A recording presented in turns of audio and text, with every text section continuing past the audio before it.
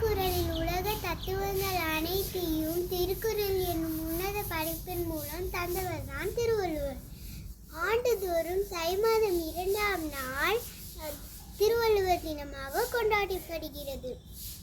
திருவள்ளுவரின் பிறப்பு மற்றும் பிறப்பிற்கான சான்று இல்லை என்றாலும் 1921ஆம் ஆண்டு மறைமலையடிகள் தலைமையில் 500க்கும் மேற்பட்ட தமிழ் அறிஞர்கள் ஒன்று கூடி தமிழர்களுக்கு தனி ஆண்டு தேவை என முடிவு செய்து திருவள்ளுவர் தினமாக கொண்டாடுகிறோம். இந்த தினத்தன்று உலகம் முழுவதும் திருவள்ளுவரையும் திருக்குறளின் பெருமையும் உணர்த்தும் விதமாக பல நிகழ்ச்சிகளை நடத்தி அவரை வணங்குவார்.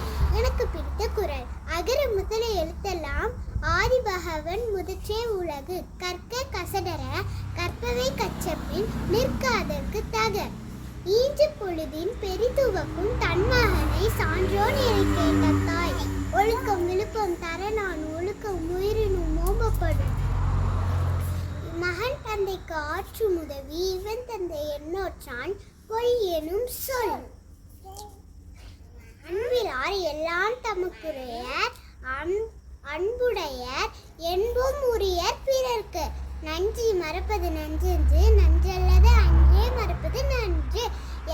அனைவருக்கும் இனிய தமிழர் தினம் நல்வாழ்த்துக்கள். நன்றி.